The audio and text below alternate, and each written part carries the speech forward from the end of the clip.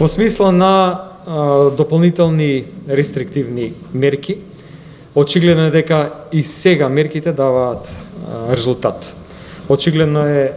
дека вака димензионираните мерки со затворени угостителски објекти после 21 часот забрана за групирање практично во текот на целото деноноќе, еве постепено ја олабавува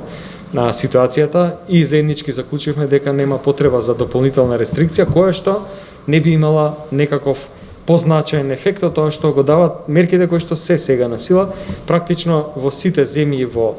Европа ваква комбинација на мерки даде резултат, а тоа е задолжителното носење на маски, забраната за групирање, елиминирањето на можноста да се групираат, например, во угостителски објекти подолг временски период и во таа смисла,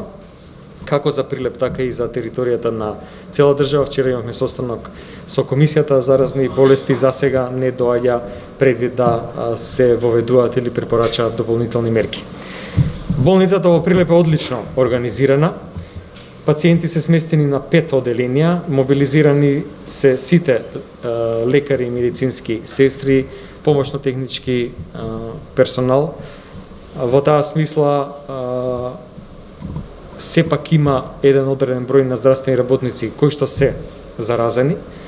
И после апелот на градоначалникот, одличен е фидбекот, одговорот од Сдруженијето на матичните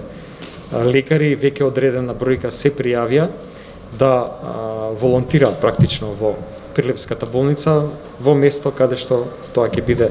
одредено од страна на менеджментот, односно дали ќе биде со пациентите на оделот или во делот на амбулантите, и е нешто што навистина е за поздравување.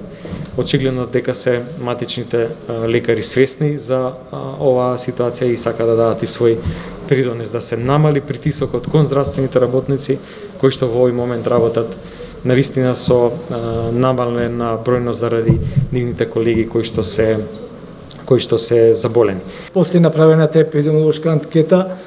дојдено до сознание дека доволни се овие мерки, само треба да се почитуваат и ние ќе продолжиме како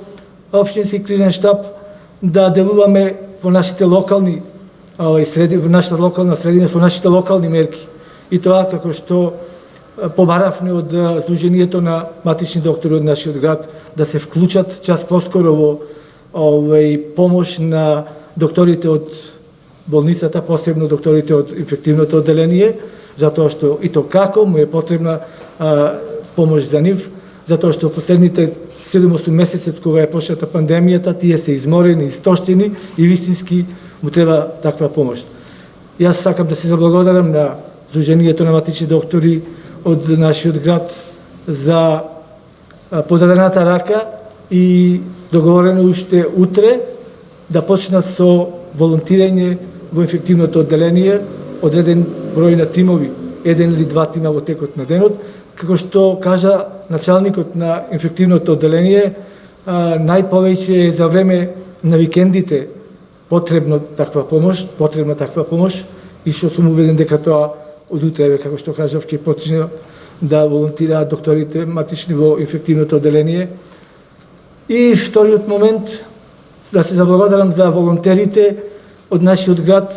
кои што неуморно почнеа уште од вчера да работат на терен. Тоа е спасителите од Златоврв, како издружение на граѓани, и мислам дека она што го направија, потекот што го направија во овој момент е за почитување, и тоа како поттик за сите градови тоа може да го направат, затоа што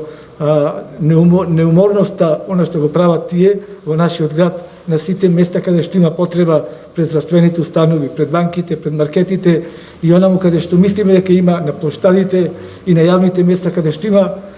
повеќе број на граѓани, тие ја завршија својата работа. И уште еднаш сакам да се заблагодарам на нив, затоа што и понатаму, додека има потреба, тие ќе ја извршуваат таа функција што ја имаат. И се надевам дека, гледајќи ги епидемиолошките анкети, како што каже министерот, во иднина ќе се намалува бројот на новозаразени и на хоспитализирани пациенти, како што каже и директорот на болницата. места слободни во болницата има и нема да биде никогаш во прашање доведено бројот на кревети за колку што се потребни во овој момент, па и понатаму.